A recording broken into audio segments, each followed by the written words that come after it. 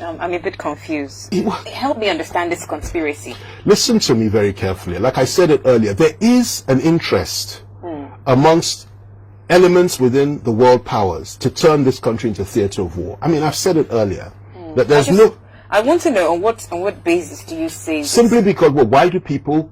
What happened in the First World War? Why were some people interested in creating chaos and causing a First World War?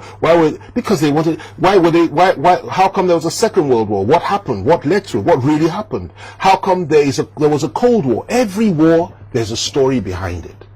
And, there are foreign powers, interest groups, economic groups, interest groups, foreign powers that are interested in taking you down, carving up your country, turning your people into nothing, and taking your resources. Why was there a war in Iraq? Why was there a war? Why did Gaddafi have to go in Libya? I mean, why do people have this desire to go and get Libyan oil? You take Gaddafi out, scatter the whole country, create chaos there, take all their oil and their resources, their mineral resources. Why do people do that? Ask the devil. Ask the people that allow themselves to be there. Why do they go into Iraq and do the sort of things they did? Oh, weapons of mass destruction in Iraq. We've seen it. Colin Powell, all of them, George W. Bush. Oh, yes, let's go in there and let's go and do something about it. You get there, they tear the country apart. Hundreds of thousands of people are bombed and killed. You get there are no weapons of mass destruction, and you've changed the leadership, you've carved the country up in its chaos. Afghanistan, what happened there? It's the same thing over and over again. Syria is a worst case. Absolutely horrendous. I followed that closely. I wrote about it over and over again in those years. Had it not been for Russia, Assad would have gone, the country would have, and what was happening? An Islamist rebellion. ISIS was the one leading the charge against a secular government. A secular government that was protecting the interests of Muslims, moderate Muslims, Christians, and Shia Muslims. And you wanted to take them out. And their soldiers were carving out the hearts of people and eating them in front of the TV cameras. Now, why do people do this? What is it? I don't know. Ask them. Ask the devil. All I know is it's nothing but evil. I'm telling you, that evil eye has been focused on Nigeria for some time now. If you think that the whole situation we're facing and we've been facing over the last number of years, since 2007 when Obasanjo left, in terms of Islamist rebellion, and if you think it's just a Nigerian problem or that it's just something that we did ourselves or we're doing to ourselves, you are completely wrong. There's a much bigger picture to this. There are some people, some powers in this country that are interested in destroying Nigeria, dividing Nigeria, turning us into a cauldron of war, because they know we won't separate lightly, we won't separate in peace, and they want to destroy us. And they made a projection that by 2015 Nigeria would be at civil war and would have been divided. If you remember that, the Americans, it didn't work because of the resilience and the understanding, the patience of the Nigerian people with and for one another. Because we always say we don't like each other. At the end of the day, you know something? You watch the Nigerian team playing football, and you will see against a foreign country, you'll see how everybody comes together and says, listen, Nigeria first, we want the Nigerian team to win. So when push comes to shove, we may have differences.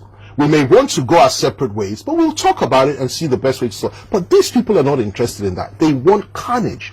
They want our blood to flow.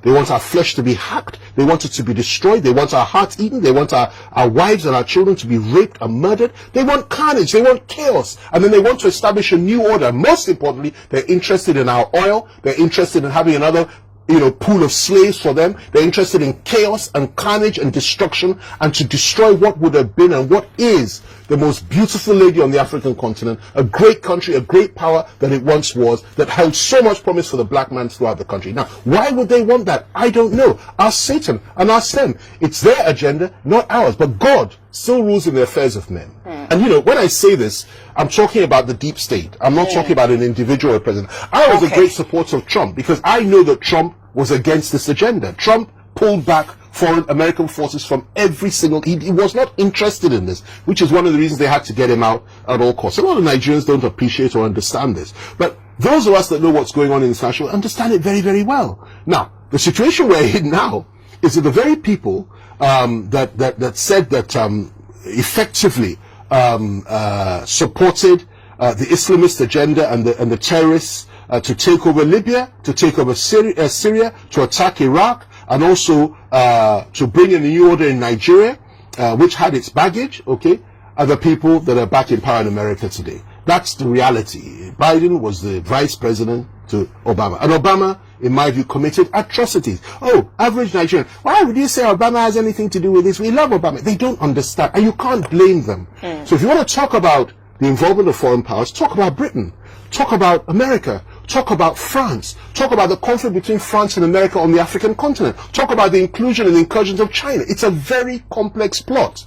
And then the fact that the Russians are not here in full force, which in my view is a very sad testimony, because they ought to be. If they were, perhaps would have a little bit more sanity, because they have proved to be reliable allies. Now, a lot of people will like this, but that's the truth, okay?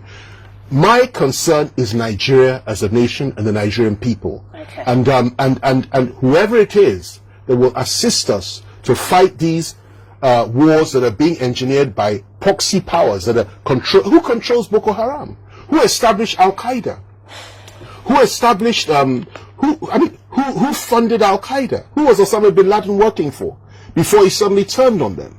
We have a new world order that's coming up. These people revel in carnage, and Nigeria has been targeted, and our country is being hit on all sides. And let me also tell you this: the honest truth is, I believe there are very few Nigerian leaders that are sensitive to this. They don't even understand it themselves. So I'm talking about some of the most ones right to the top. They can't comprehend it. You understand me? If they could, they would do things very differently. You understand? But they can't.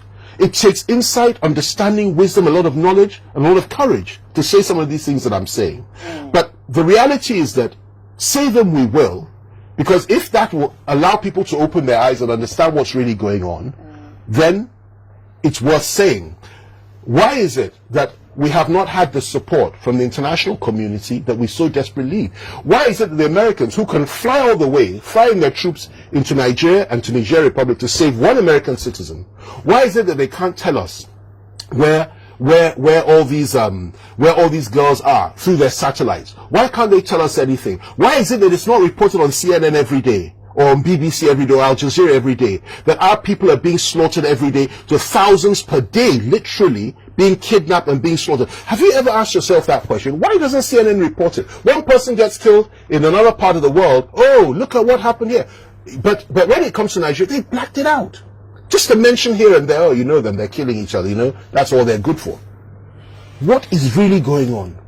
And why is it, I go back to it, that during President Obama's time, why was an arms embargo placed on us?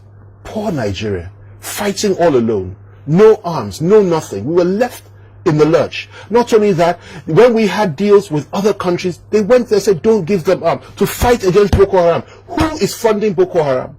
Who is behind Boko Haram? Who is using Boko Haram? Who is using Al-Shabaab in East Africa?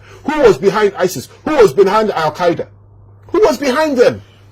And this is not a Christian agenda. A lot of people don't understand it. This is demonic. It is Illuminati. It is evil. And it's not a conspiracy. It's a reality.